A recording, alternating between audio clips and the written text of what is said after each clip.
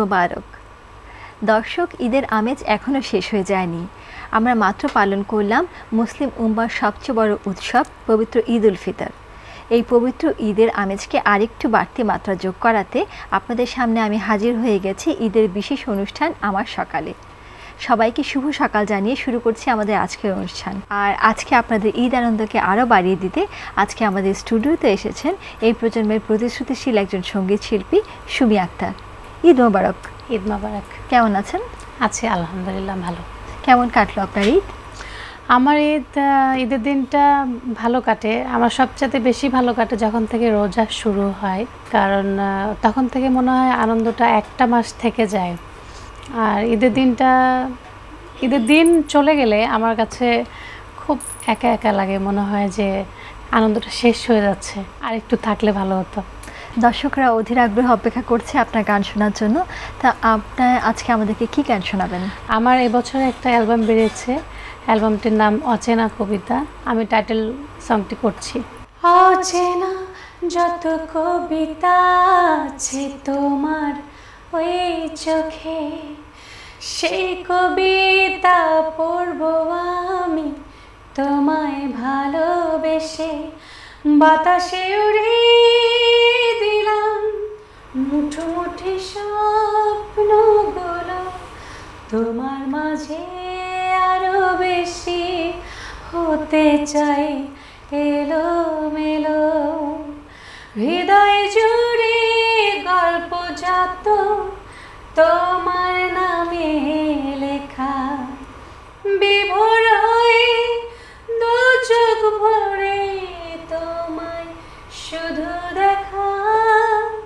বাতাসে উড়িয়ে দিলাম মুঠো মুঠি স্বপ্নগুলো, তোমার মাঝে আরো বেশি হতে চাই এলোমেলো। বাতাসে উড়িয়ে দিলাম মুঠো মুঠি স্বপ্নগুলো, তোমার মাঝে আরো বেশি হতে চাই এলোমেলো। চমৎকার একটি গান, অত্যন্ত ভালো লাগলো। তো আপনার কাছে জানতে চাইবো যে এই যে গান শিখলেন, গান শোনাচ্ছেন আমাদেরকে, এই গান শেখা শুরু থেকে? শুরুটা আসলে যখন আমি খুবই ছোট, আমার তখন অত একটা বুদ্ধি হয়নি।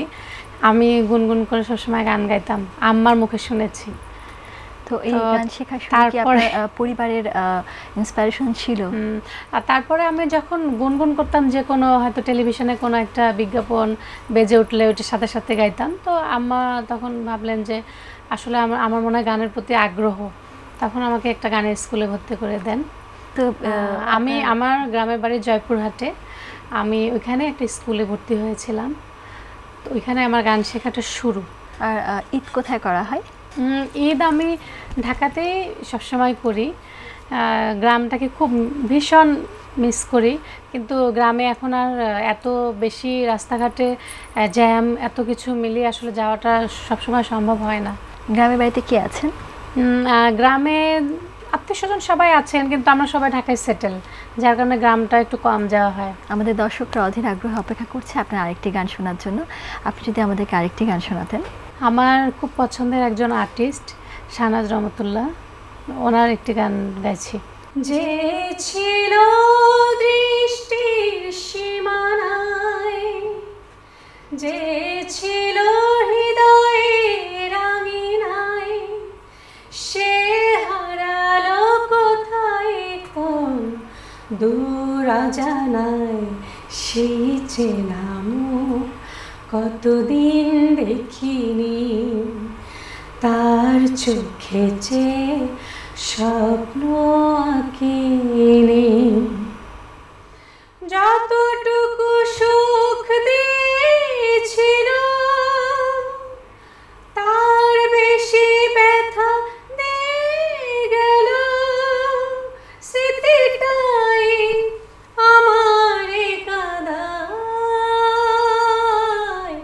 যতটুকু সুখ দিয়েছিল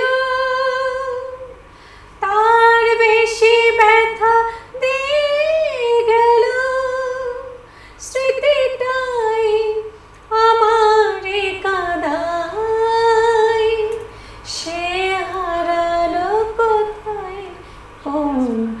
দূর অজানায় সেই চেনা মুখ কতদিন দেখিনি, তার চোখে যে স্বপ্ন আঁকিনি। সুন্দর সুরের মাঝে একটু ব্যাঘাত ঘটায় আমরা নিয়ে নিচ্ছি একটি ছোট্ট বিরতি। দর্শক, আমরা ফিরে আসবো কিছুক্ষণের মধ্যে, কোথাও যাবেন না, আমাদের সঙ্গে থাকুন। বিরতির পর সবাইকে আরও একবার স্বাগত জানাচ্ছি ঈদ উপলক্ষে আমাদের বিশেষ আয়োজন আমার সকালে। সঙ্গে থাকার জন্য ধন্যবাদ। দর্শক, কথায় বলে স্বাস্থ্যই সকল সুখের মূল। আর আমাদের এই স্বাস্থ্যকে সুস্থ রাখার জন্য যিনি সবচেয়ে বেশি পরিশ্রম করেন, নিরলসভাবে রাত দিন ভুলে যান, তিনি হলেন একজন চিকিৎসক। আর এই চিকিৎসকের ঈদের দিন কেমন কাটে চলুন দেখে আসি।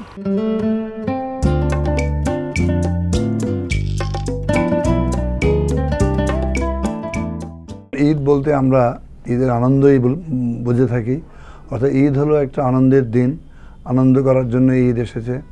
এবং এটা ইসলাম ধর্মে দুটি ঈদ করা হয়, দুদিন ঈদ হয়। তো এই ঈদের আনন্দে সমস্ত মুসলিম জাহান আনন্দে মাতোয়ারা হয়ে ওঠে। আর সে সময় ধনী গরিব সবাই মিলেই চেষ্টা করা হয় ঈদকে উদযাপন করার জন্য। আমার জীবনের এখন তো অনেকগুলো বছর পেরিয়ে গেছে, সেই ছোটোবেলার কথা মনে হয় যখন গ্রামে থাকতাম, বাবা মা দাদা দাদি নানা নানি, আমরা আসলে ঈদের মাঠটা আমাদের খুব বড়ই ছিল, নদীর ধারে। তো আমরা ছোটোবেলায় সেইখানে যেতাম ঈদের নামাজ পড়ার জন্য। পরবর্তীতে সেই ঈদগাহ মাঠটা নদীতে ভেঙে যায়, সেটা হলো আত্রাই নদীর একটা ব্রাঞ্চ কাঁকড়া নদীর উপরে। তো এরপরে একটা বড় জামাত আমাদের হয়, সেটা হলো 1960-এর দশকে, এবং তখন আমরা স্কুলে পড়তাম। এটা চিরিবন্দরের উপরে একটা ঈদগাহ জামাত 3 গ্রাম মিলে করা হয়, সেটা একটা বড় রকমের জামাত। তো সেখানেও আমাদের খুবই ভালো লাগে, আমরা একসাথে এতগুলো লোক, সুতরাং জায়গা নেওয়ার জন্য আগেই আমরা যেতাম কাপড় চোপড় পরে। নতুন কাপড় সবসময় পেতাম না, কিন্তু যেটাই পেতাম সেটাই আনন্দ লাগতো।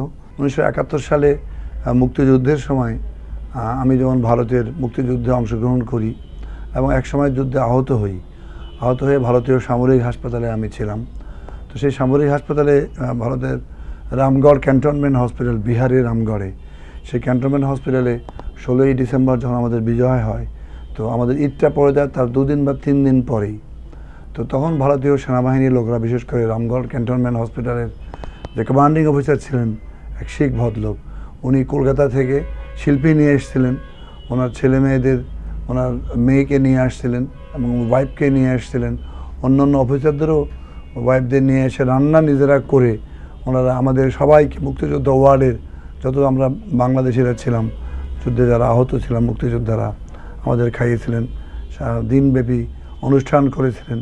এমনি তো বাংলাদেশ স্বাধীন হয়েছে, আমরা তখন আর দেশে ফিরতে পারিনি, কিন্তু সেই যে একটা আনন্দ আমার কাছে মনে হয় যে এই বিদেশের মাটিতে বসেও আমরা খুব অনুভব করেছিলাম যে মানুষ কত আপন হতে পারে। এরপরে যখন ঢাকা মেডিকেল কলেজে আমরা পড়াশোনা আমি শুরু করলাম 72-এর পরে, তখন যেহেতু আমাদের যেতে তখন 5টা ব্রিজ পার হতে হতো, ট্রেন ছাড়া দিনাজপুরে যাওয়ার কোনো রাস্তা ছিল না, 30 ঘন্টাও লেগে যেত ট্রেনে যেতে।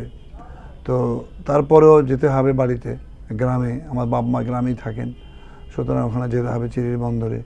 তো আমাদের সঙ্গে আমরা ট্রেনের সেই স্মৃতিগুলো একটু মজার কথা আর কি। আমরা যদি ট্রেনে যাইতাম তো বাহাদুরাবাদ ঘাটে যেই তারপরে বাস ট্রেন থেকে নেমে ওইদিকে আমরা আগে দৌড়ায় যেতাম, কারণ হলো যে ফেরি ধরতে হবে। সেই দৃশ্যগুলো খুব ভয়ঙ্কর মতো রিস্ক নিতাম, ফেরি ঘাটে না ফিরতেই দৌড়ে সেই জাম্প করে পার হয়ে যে ধরতাম হলো ট্রেনে ওঠার জন্য প্রচেষ্টা। সেই বৃষ্টির মধ্যে, কাদার মধ্যে অসম্ভব খারাপ দিনকাল, তার ভিতরেও ওই যে বাড়িতে যাব, বাড়িতে সবার সঙ্গে মিলিত হব, এই আনন্দ, এভাবেই আমাদের বহুদিন কেটেছে। তারপরে চিকিৎসক হওয়ার পরে তখন আসলো আসলে দায়িত্ববোধ। অনেকে ভাবে যে ডাক্তাররা আসলে সব আনন্দই করে, আসলে আমাদের কোনো আনন্দ, আমাদের মানুষকে নিয়েই আনন্দ। যেমন আমরা ঈদের সময় নন মুসলিমরা, হিন্দু আমাদের ফ্রেন্ডরাই বা আমাদের সহকর্মীরাই কাজ করতো। 3 দিন 4 দিন 5 দিন ছুটি থাকলে এটা একটা শুধুমাত্র কয়েকজন নন মুসলিমকে দিয়ে বা হিন্দুদেরকে দিয়ে কাজ করানো খুব অমানবিক হয়ে পড়ে। সুতরাং আমরা সিদ্ধান্ত নেই যে না, আমরা যতক্ষণ পারবো আমরাও এগিয়ে যাব, শুধু ঈদের দিনটাতে ওরা সার্ভিসটা দিক। যেমন আমি যেটা জাতীয় অর্থোপেডিক হাসপাতাল বা নিটোর যেটা বলা হয়, একসময় বলা হতো RISD, সেখানে আমি পঙ্গু হাসপাতালে বহুদিন কাজ করেছি, অলমোস্ট 18 বছর। তো সেখানে আমরা এভাবে ভাগ করে নিতাম কীভাবে ইমার্জেন্সিগুলো ম্যানেজ করব, ইমার্জেন্সিতে রুগীগুলোকে কেমনে করে আমাদের ম্যানেজ করতে হবে, কারণ ইমার্জেন্সি তো ওইদের সময় বেশি ইমার্জেন্সি হয়। সো তখন আমরা নিজেরাই দেখলাম যে ঈদের দিনই শুধু আমাদের অন্য হিন্দু ভাই ফ্রেন্ডদেরকে বলতাম তোমরা ডিউটি করো, অন্য দিন আমরাও ভাগ করে নিতাম, রোস্টার করতাম, এবং আমরা ওদের জন্য খাওয়াও নিয়ে আসতাম। আমরা ঈদের দিনে যারা কাজ করতো তাদের জন্য আমরা খাওয়া বাসা থেকে রান্না করে সে খাওয়া ওদের খাওয়াতাম, মাছ মাংস যেটাই হতো, মানে সেমাই শেয়ার করতাম, ওরাও খুব মজা পেত। এমনকি ওরা আমাদের সঙ্গে আমাদের বাসাও আসতো, খাওয়া দাওয়া করতো। এভাবেই মোটামুটি আমাদের দিন কাটে। ঢাকা মেডিকেল কলেজের একটু ঘটনা আমি বলি। তখন আমি ক্যাজুয়ালিটি কনসালটেন্ট, এবং এরশাদের পতনের সময় 89 থেকে 89, 88, 89, 90, 91 এ সময় আমি ছিলাম। খুবই খারাপ অবস্থা, এবং কোনোভাবেই ডিরেক্টর সাহেব ছাড়তেন না, পরিচালক মহোদয় মেডিকেল কলেজের, কারণ প্রচণ্ড ইমার্জেন্সি ছিল। ওই সময় আমি ঈদের সময় যেতেই পারিনি, 30 ঘন্টা 32 ঘন্টা একটানা হাসপাতালেই থাকতে হয়েছে। সুতরাং এই যে মানে হাসপাতালের থেকে ইমার্জেন্সিগুলো ম্যানেজ করতে হতো। যেহেতু আমি কনসালটেন্ট ছিলাম, সো আমার ইন্টার্নি ডাক্তার, অন্য অন্য কলিগদের, মেডিকেল অফিসারদের, হাউস সার্জন, হাউস ডক্টরদের নিয়ে আমাদেরকে সার্বক্ষণিক ডিউটি দিতে হতো, এবং সেখানে কোনোভাবেই কোনো মাপ পাওয়ার রাস্তা নেই। তো এইভাবেই আমরা আমাদের সময় কাটিয়েছি। আর আমার ভিতরে একটা কাজ করতে সবসময়, যেহেতু আমি মুক্তিযুদ্ধে আহত হয়েছিলাম, সুতরাং আমি যে আহত হওয়ার দুঃখটা আমার ভিতরে আছে, বেদনাটা আমার ভিতরে থাকে। সুতরাং আমি সবসময় আহত মানুষ বা মুমূর্ষ মানুষদের জন্য আমার একটা আলাদাভাবে ফিলিংস আছে, বা একটা মানে হৃদয়ের মধ্যে একটা টান থাকে, যেন এই মানুষগুলো কাতরাচ্ছে। আমি তো এক সময় মুক্তিযুদ্ধের সময় আহত হয়ে কীভাবে আমিও মরে যাচ্ছিলাম বা মরে যেতে পারতাম, যেহেতু বেঁচে আছি, সুতরাং আমাকে ঈদ অন্য অন্য যে কোনো ছুটির দিনেও আমাকে ডাকলে আমি যাব, সবসময় বলা থাকতো। বা এখনও আমি বলি যে আমাকে ইমার্জেন্সি যে কোনো ব্যাপারে ডাকা হোক, আমি অবশ্যই অ্যাভেলেবেল হওয়ার চেষ্টা করব। যখন সিনিয়র হয়ে গেলাম, কিছু পয়সা করি আমার আসলো, আমি ভাবলাম আমি গ্রামের মানুষের জন্য, যেখানে আমি বড় হয়েছি, এই ঈদের কথা বললাম একটু আগে, সেই ঈদ করেছি বা এদের সাথেই আমি ছিলাম। সবাই লোকগুলো অনেকে সবাই চলে গেছে অলমোস্ট, এখন এরা কেউ নাই, আর আমার বাবাও নাই।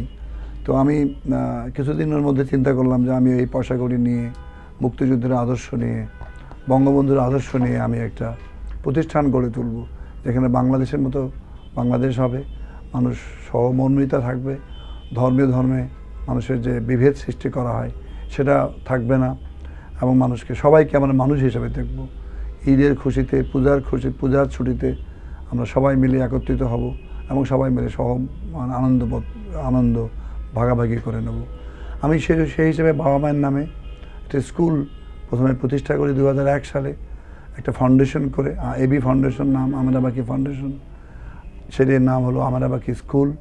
পরবর্তীতে 2008 সালে এটা কলেজে রূপান্তরিত করি, এবং এটা প্রায় 2000 ছেলে মেয়ে এখন এই স্কুলে, এই কলেজে পড়াশোনা করে। তো আমি মানে এখানে বাচ্চাদের সবসময় বলি, তোরা ভালো মানুষ হও, এবং ভালো ডাক্তার হওয়ার দরকার, ভালো ডাক্তার পরে হবে, আগে ভালো মানুষ হও, ডাক্তার, ইঞ্জিনিয়ার, লয়ার, কিন্তু তার চেয়ে বড় কথা হলো যে ভালো মানুষ না হলে আমার দেশের জন্য, নিজের পরিবারের জন্য, নিজের জন্য তৃপ্তি বয়ে আনতে পারবো না। ঠিক ঈদের মধ্যেও এই আশাটি আমরা ব্যক্ত করব।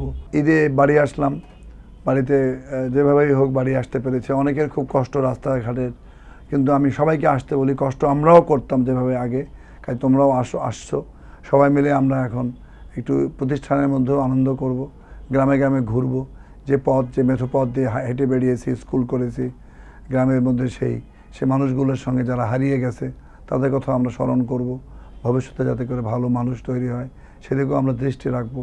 এবং এই যে সবার মধ্যে বেঁচে থাকাই তো আনন্দ, এবং নিজেকে বিলীন করে দেওয়া, নিজেকে ঈদের মাধ্যমে, খুশির মাধ্যমে অন্যদেরকে আপন করে বুকে টেনে নেওয়ার মধ্যেই তো হলো আসল ঈদ। আমরা আবার ফিরে এলাম স্টুডিওতে। আমরা আপনার কাছ থেকে আরেকটি গান শুনতে চাই।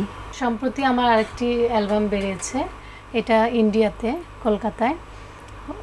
কোম্পানিটার নাম হচ্ছে কসমিক হারমোনি, একটা মিক্সড অ্যালবাম। ওইখানে আমি একটি গান করেছি, ওই গানটি আমি গাইব।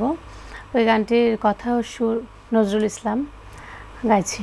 এখনো তোমায় মনে হয়, এখনো তোমায় মনে হয়, যখনই দেখি আগুনে পুড়ে কোনো গ্রাম কিছু প্রাণ ছাই হয়ে যায়, তখনই তোমায় বেশি মনে হয়, এখনো তোমায় মনে হয়।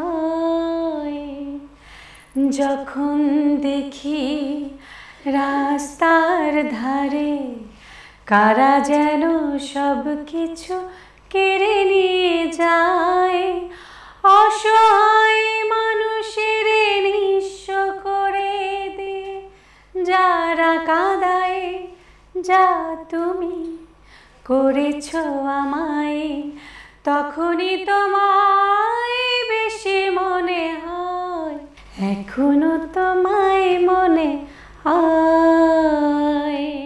খুব সুন্দর একটা গান শুনলাম। আমরা জানি যে ঈদ মানেই ব্যস্ততা, আর শিল্পী জীবনে ব্যস্ততা আরও বেশি। ঈদ মানে আপনাদের জন্য নতুন গান, টিভি প্রোগ্রাম, কনসার্ট এবং অ্যালবাম বের হওয়া। তো এবার ঈদে এ ধরনের কি কি কাজ করা হচ্ছে?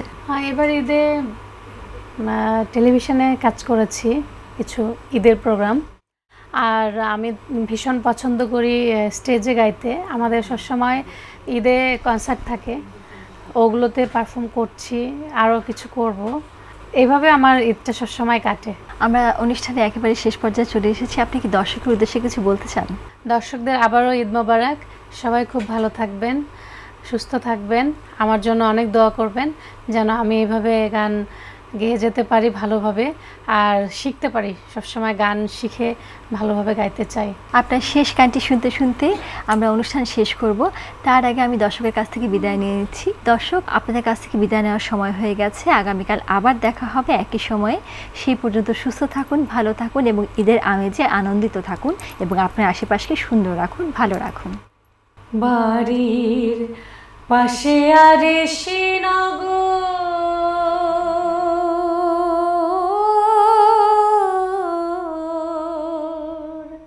সেথা পড়শি বসত করে, এক ঘর পড়শি বসত করে, আমি একদিনও না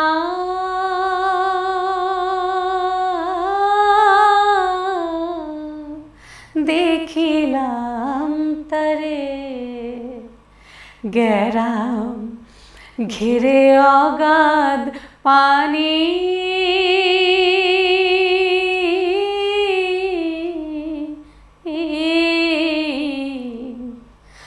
নাই কিনারা নাই তরুণী পারে,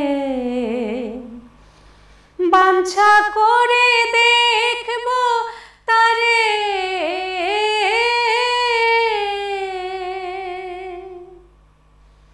বাঞ্ছা করে দেখবো তারে, কেমনে সেথা যায় রে, ও সে কেমনে সেথা যায় রে, আমি একদিনও